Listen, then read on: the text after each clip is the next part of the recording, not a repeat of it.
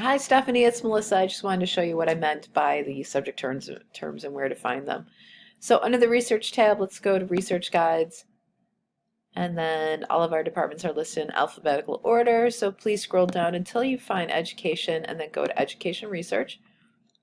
And in general, this is where you'll find all of the information you need for educational research. But if you drop down to course guides, EDU 595 is where I'm going to direct you to go, just in case you're in that class, because I know Dr. Ha teaches it.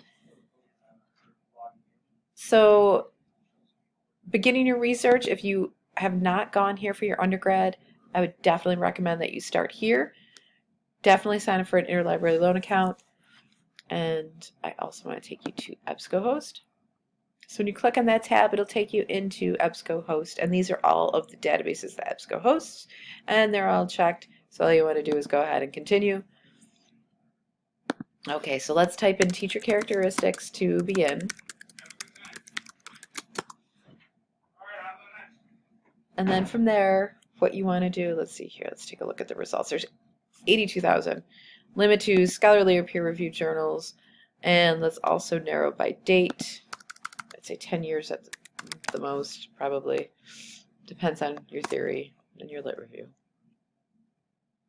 Okay, that's still number one. So let's see here, perceptions of school principals. Teachers. Okay, so say this was a really good one. You hover over the magnifying glass and you look down at the abstract, and let's see, a school principal's perceptions. Okay, that's something. So what you can do is take a look at the subjects. These are other keywords that you can use to find even better results. Teacher competencies, teacher evaluation that might be related, teacher effectiveness, teacher role, teacher characteristics.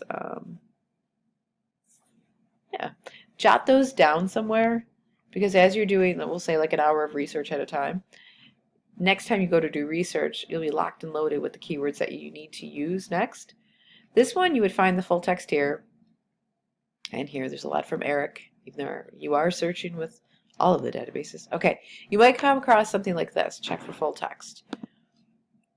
What this does is it will give you a link to tell you if the content is available in another database, and it is. It's Sage. So if you see this, click the link to article to get to the full text article, and then you will find it in Sage. I promise you it will, but when I run this screencasting software, the links are a little bit slower. Yes, and then from there you can download your PDF.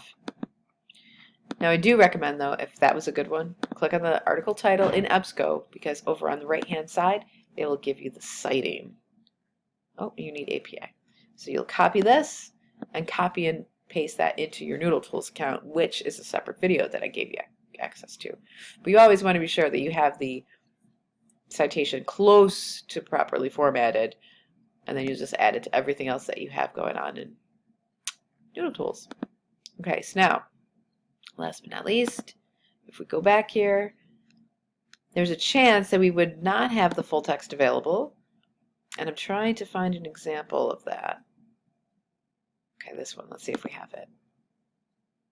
We do. Okay, not working out for the sake of example, but if it said that content was not available, there would be a link to ILLiad. All you do is click it, and then it will link to ILLiad. You log into your account, which you will already make because the research guide has already been added in the email, and the information is filled out for you, and you will receive the article that you order within 2 to 3 days or so.